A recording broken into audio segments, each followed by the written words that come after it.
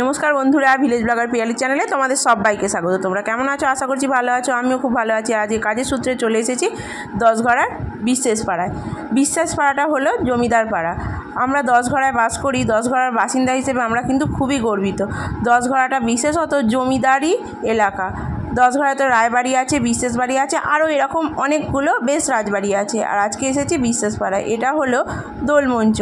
বিশেষ বাড়িটা হলো বিশ্বাসদের একটা জমিদার বাড়ি। একসময় জমিদাররা ছিল, তাই তাদের সমস্ত কিছু স্মৃতি এখানে রয়েছে।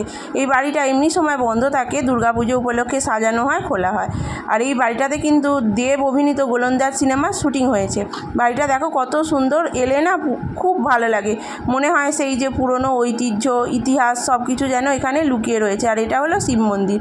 আর সামনেই যেটা দেখতে পাচ্ছ সেটা হলো কাছারি বাড়ি। আর একটু পরে ভালো করে ঘুরিয়ে দেখাচ্ছি। কত সুন্দর ভিউটা দেখতে পাচ্ছ, অসাধারণ। সন্ধেবেলা যখন পুজোর সময় লাইটগুলো জ্বলে মনটা পুরো কেড়ে নেয়। তোমাদেরকে দেখিয়েছি, দুর্গা পুজোর সময় দেখিয়েছি, তোমরা দেখেছো নিশ্চয়ই আলো জ্বালানো অবস্থায়। আর সামনে যে পুকুরটা দেখতে পাচ্ছ এটা হলো বিশ্বাসদের গোপীসাগর। এই পুকুরেই কিন্তু দশঘড়া বিশেষ বাড়ির যে মা দুর্গার পুজো হয় সেটা ঠাকুর এখানেই বিসর্জন করা হয়। তাছাড়া এখানে যা কিছু কাজকর্ম অনুষ্ঠান হয় সবাই কিন্তু এই পুকুরেই সমস্ত কাজকর্ম অনুষ্ঠানে স্নান করা সমস্ত কিছু করে। সামনের এই কাছারি বাড়িতে সেই সময় নাকি জমিদারদের কাছারির কাজকর্ম হতো। আরও অনেক কিছু এখানে রয়েছে। এই বিশেষ বাড়ির পিছনের দিকে কিন্তু আছে একটা বড় টেরাকোটার কাজ করা মন্দির।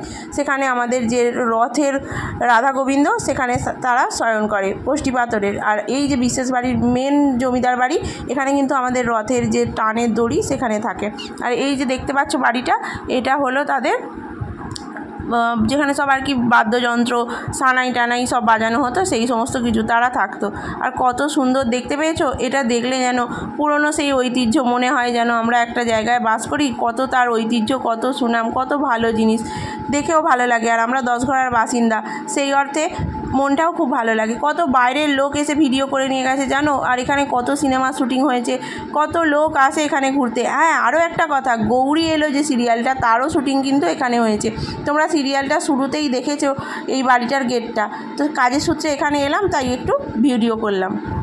তোমরা তো দেখলে ওখানে ছিলাম। এই সবে মাত্র ফিরেছি, এখন ঘড়ির কাঁটায় প্রায় 7টা বাজে। আর এই যে শুকনো চিড়ে প্রসাদটা দেখছো এখানে, এটা কিন্তু মা বিশালক্ষীর প্রসাদ। এটা ঠিক রায়পাড়ার বিশেষ বাড়ির পাশে যে একটা মন্দির আছে মা বিশালক্ষীর, তারই প্রসাদ। আর কাকিমারা আমাদের পাশের পাড়াতেই ওদের বাড়িতে গৃহপ্রবেশ হয়েছিল, তারই সিন্নি দিয়ে গিয়েছিলো সেই প্রসাদ। আর বাড়িতে এসে পুরো অবস্থা খারাপ, গাটা ধুয়ে এই বসলাম।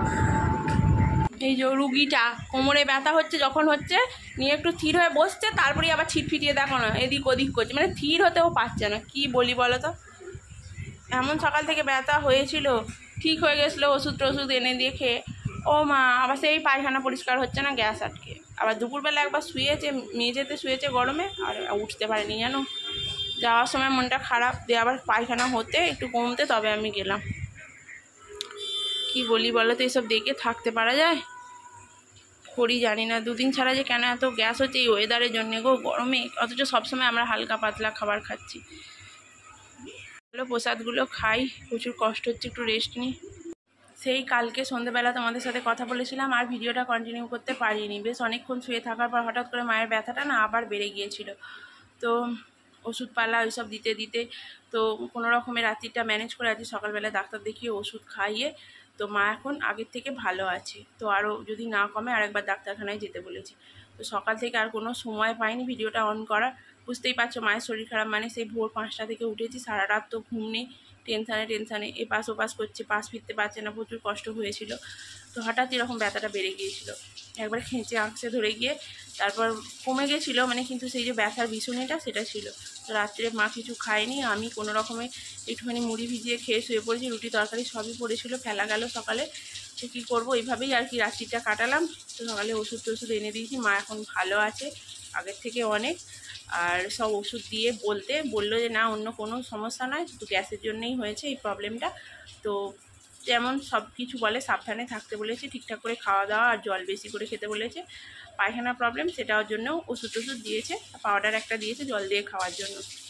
তো সেই সকালের পর পড়ানো ছিল, পড়িয়ে উঠে এই মাত্র স্নান করলাম। আজকে ওরাও একটু তাড়াতাড়ি চলে গেল বলে বেলায় স্নান করলাম, মাজা ঘষা করে রান্না বান্না করে বসে পড়েছিলাম। তো এখন খেতে বসেছি।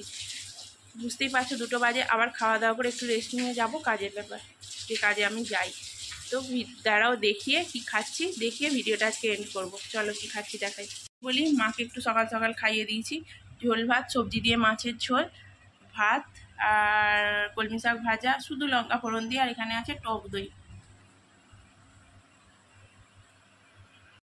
তো বন্ধুরা, খাওয়া দাওয়া করে নিই, ভিডিওটা এখানে শেষ করে দিচ্ছি। তোমাদের যাদের খাওয়া হয়নি খেয়ে নাও, আবার দেখা হবে নেক্সট ভিডিওতে। তোমরা ভালো থেকো, সুস্থ থেকো, আশীর্বাদ করো মা আর আমি দুজনেই যেন ভালো থাকি, আর মা যেন ভালো থাকে। মা হঠাৎ এরকম অসুস্থ হয়ে পড়ছে, ভালো লাগছে না জানো তো।